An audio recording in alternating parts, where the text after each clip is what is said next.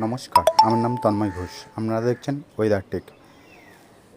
আজকে বুধবার তাপমাত্রা 45 থেকে 46 ডিগ্রি উঠে গিয়েছিল, কিন্তু বিকেল দিকে বা সন্ধ্যের দিকে আবহাওয়ায় একটু পরিবর্তন হতে পারে এবং মেঘলা আবহাওয়া বাঁকুড়া, বিষ্ণুপুর, সোনামুখী এই কিছু কিছু অঞ্চলে হালকা মেঘলা দেখতে পাওয়া যেতে পারে।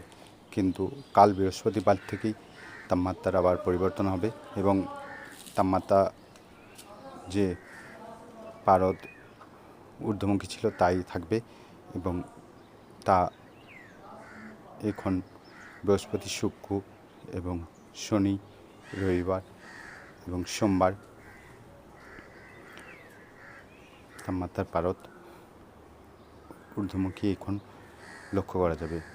সোমবার থেকে বেলার দিকে একটু মেঘলা আবহাওয়া থাকবে এবং বৃষ্টিপাতের কিছু কিছু জায়গায় বৃষ্টিপাত লক্ষ্য করা যাবে, কিন্তু এই সপ্তাহে তেমন বিশাল কিন্তু বৃষ্টিপাত লক্ষ্য করা যাবে না এবং পারদ এখনও পর্যন্ত 4-5 দিন ঊর্ধ্বমুখী থাকবে। বুধবার থেকে হালকা মেঘলা ওয়েদার এবং বৃষ্টিপাত লক্ষ্য করা যাবে। বুধ, বৃহস্পতি এবং শুক্রবার এই 3 দিনই বৃষ্টিপাত হালকাতর লক্ষ্য করা যাবে। দক্ষিণবঙ্গে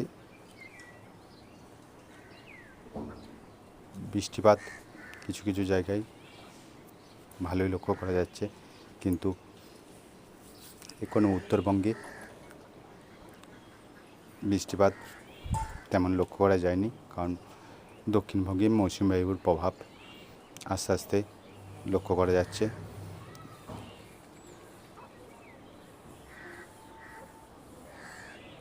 মৌসুমীর প্রভাব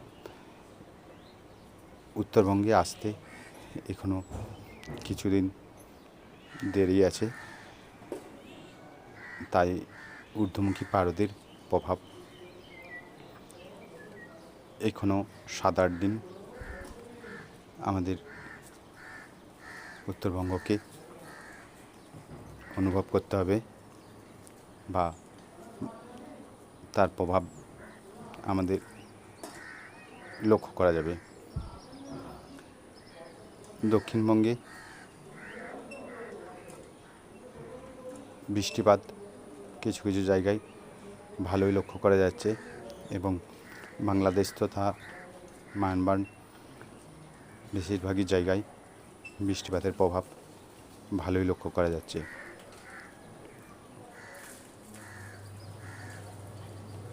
সোমবার থেকে একটু অল্প মেঘলা ওয়েদার আসবে এবং তার প্রভাব বুধবার থেকে লক্ষ্য করা যাবে উত্তরবঙ্গে, বাঁকুড়া, বিষ্ণুপুর,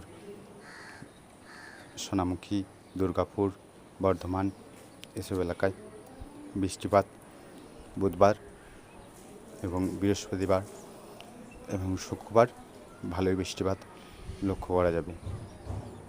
তা বলে এখন বর্ষা আসতে এই সপ্তাহটা এখনও লাগবে, 1 সপ্তাহ লাগবে। এই